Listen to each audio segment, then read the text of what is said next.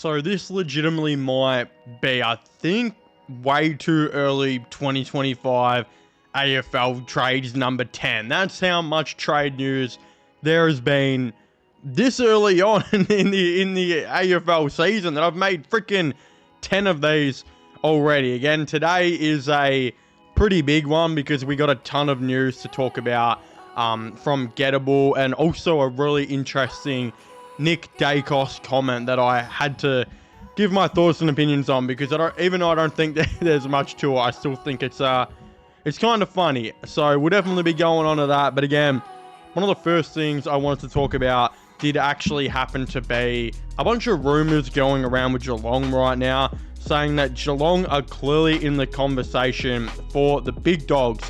Potential targets over the next 2 years include Harley Reid, Sam Walsh, and Zach Butters, which of course Cal Toomey reported on Gettable. Now, I don't really understand where Geelong get this infinite salary cap glitch from consistently, but the reality of things is that Geelong continues to be a powerhouse team in the AFL without really paying players too much at all. Again, when you look at the Melbourne Demons and their salary cap right now, it's like Max Gawn is on over $1 million. I think Petrarca's on 1.5. Oliver is on something crazy like 1.3. And as we know, Kozzy Pickett just signed a deal which will probably fluctuate from about 1 to 1.5 million over the next, I think it's 9 years or something crazy like that. Meaning that at the time of making this video, or most likely starting from next year, the Melbourne Demons will have $4 million men playing for them. Again, a bunch of other teams are like this, but if you look at Geelong's salary cap and from the reports of the players that they're paying, there's apparently only really 1 or 2 players over $1 million, and one of them is of course Jeremy Cameron, who absolutely deserves it. But you've got players on their team, like some of their best players, Max Holmes, Tyson Stengel, etc., would be on really, really friendly contracts that would be nowhere near over the $1 million mark. So they continue to have these players on their team who just aren't making a whole lot of money. Some of them for situations, Tyson Stengel, he was kind of given a lifeline by Geelong. He, got there, was good. They rewarded him with money, and he ended up, I think, getting that contract extension, but I don't think it's still near $1 million. Max Holmes is probably their best player, him and Bailey Smith. I think Bailey Smith, if anyone is on maybe $1 million, other than, Cameron, I think he might be on close to it.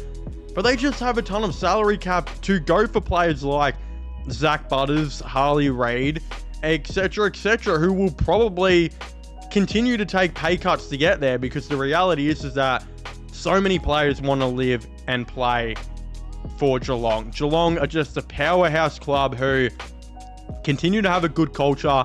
They continue to build a good culture. House prices and prices just in general are much cheaper in Geelong than what they are in Melbourne. Like, you can get a massive farmhouse for, $1 million or $2 million in Geelong, when $1 million or $2 million in freaking like Richmond or something like that would, I don't know, probably get you a dumpster behind a local fish and chip shop or something. That's how expensive it is to live in Melbourne. So they continue to do this, Geelong. They continue to bring in players because of, of course, the area of Geelong, and of course because the great culture that the club has built and how much they continue to win. Again, are they going to bring in any of these guys? I definitely think they will. I think Sam Walsh is the really big one. Sam Walsh will be going out of contract for Carlton, and I think there are going to be a bunch of players leaving Carlton over the next couple years. De Koning is the first one. I think Sam Walsh will be a part of this list. It's also like Sam Walsh is actually from Geelong, so if the Geelong Cats come knocking, a place where Sam Walsh has already spent a fair bit of his life, and they offer him similar money to what Carlton are offering him, and it's obviously way cheaper for him to live in Geelong, and he gets to play for a winning team where he's from. There's no way Sam Walsh isn't going to go there. Even if he has to take a pay cut to get to Geelong, I still think he'd probably do it for all of those reasons I've mentioned. Again, Zach Butters, I still think will look at a team, like an Essendon or a Hawthorn, more a team based inside Melbourne. But like Harley Reid is a country boy, and next year he will be out of contract. Again, the Eagles will be able to match anything that comes his way. But he's a country boy who was a massive Geelong fan growing up and absolutely admires and respects their culture and loves Joel Selwood. I think he'll look at it. I really do. I don't know how Geelong are going to be able to contend with offers that like Richmond are probably going to be offering, and Richmond will have the draft picks and whatnot. So I still think a team like Richmond will probably be in the box seat. But there's no reason why a team like Geelong couldn't, of course, go for him. Again, they're interested in those three players. But Kel Toomey also said, I think Geelong will be all over Aaron Cadman. Aaron Cadman, it's like they just keep being interested in all these players and they get half of them.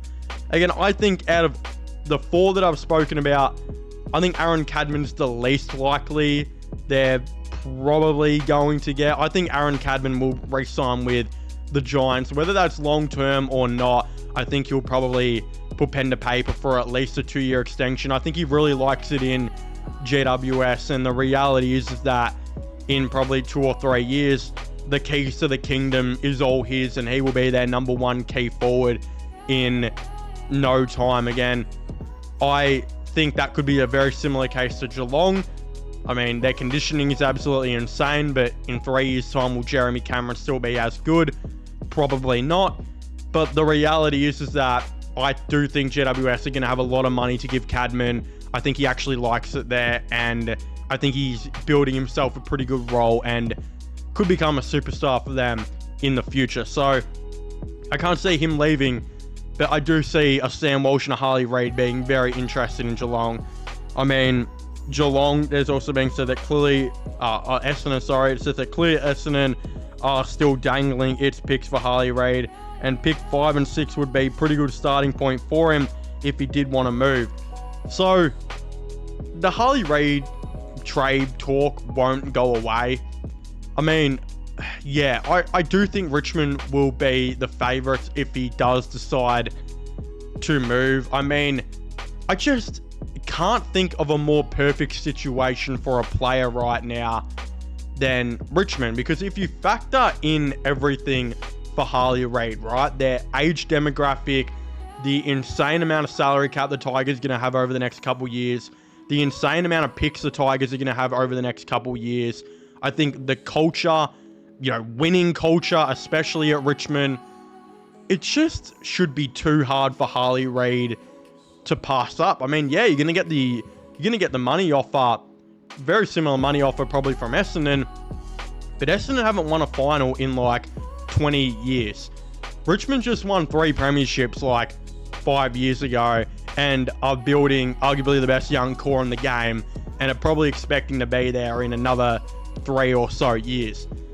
There is no reason they shouldn't be the favourite. And if they're not the favourite, if Geelong can somehow gather up a bunch of picks and a bunch of salary cap to contend, I mean, their culture and winning ability and probably more the lifestyle fit for Harley Reid just makes so much sense. It's also like West Coast. They also have the young culture, the young players, the salary cap, the previous winning culture. They should still be also the team that he probably looks to sign with. I still think, to me, Essendon are on the outside, but the Essendon talk and news won't go down. So clearly there's something going on that Kel Toomey and others just know that we don't, because they continuously are mentioned for Harley Reid, when I just think Richmond, Geelong and West Coast would be so many better options, in my opinion, for Harley Reid than what Essendon will be. So that's that. Again, weird thing with Nick Daicos, he actually said I'd never rule anything out, and that was Nick Daicos on whether or not he'd entertain a monster offer from Tasmania when he becomes a free agent in 2029. I mean, let's obviously state the fact. Nick Daicos is not leaving Collingwood. He will re-sign with Collingwood for life, right? Let's just say that's the fact. But in a hypothetical NBA 2K My League, you know, Tassie are a new expansion team. They've got all the money in the world.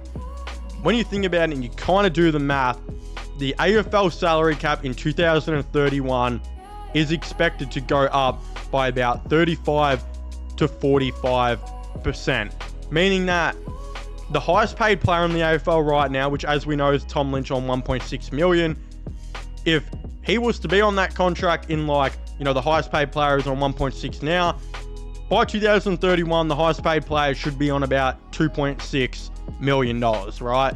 If we're kind of putting that into consideration. In my opinion, if the highest paid player in 2031 is on 2.6 million, Nick Daicos would have to get an offer that is not only more than that, but I think a deal that would be really long. I think it would have to be a 10-year deal, like legit, to get him out of Collingwood. You'd have to give him a 10-year deal. And in my opinion, it would have to be like $3 million a year. Like right now, we're talking about who is going to be the first $2 million per year player. I think by the time we get to like 2033, 2034 with the new, you know, salary cap and the new teams coming in and all of the above, there could be a player we talk about who's like, who's going to be the first $3 million player. And I mean, to get Nick Daicos out of Collingwood, you would have to offer up, I think, about $3 million to get him out of Collingwood per year, which is just insane. It just shows you the growth of the AFL to think that in 2031 projected the highest paid player should be about 2.6 million. To think that a team, we're getting expansion teams that are going to have all the money in the world, that could literally offer a guy $3 million is absolutely insane, when that's only 5 years from now and we don't actually have a $2 million player yet. Again, in saying that, it's also not really true, because all these contracts that you're going to start to see over the next couple of years, they will be about $2 million starting in 2031. Like, look at Tom De Koning, right? He's going to be getting an offer that's reportedly worth $12.5 million over 7 years. I wouldn't be surprised if that is front-ended, but you could also see a situation, maybe not with him, but another player, where it starts off really low, like on 800 to $1 million a year, and then by the time 2031 hits, they automatically go to like 2 million. Again, that is the reality we could see with a player or two, and I think it probably will happen. And I mean, it's the type of contracts that guys like Harley Reid are going to be looking for. So yeah, it's going to be really interesting to see how that does go. I'm super keen to see. I'm also super keen to see what Geelong can do, what Essendon can do. I mean, Nick Daicos is also staying at Collingwood. Let's be honest here. He will probably just re-sign for like, I would say $2.5 million. By the time 2030 comes along, probably be like a 9-year deal. And yeah, he'll be the highest paid player in the game, I think, pretty quick. So I'm interested to hear all of your thoughts and opinions on this in the comment section down below. Again, subscribe to the channel for all those AFL content and AFL news. Comment your thoughts and opinions. Don't forget to subscribe to my gaming/movie channel. Also linked down below. Yeah, as I was saying, please make sure to leave a like, subscribe, and comment. And I'll see you guys next time. Goodbye.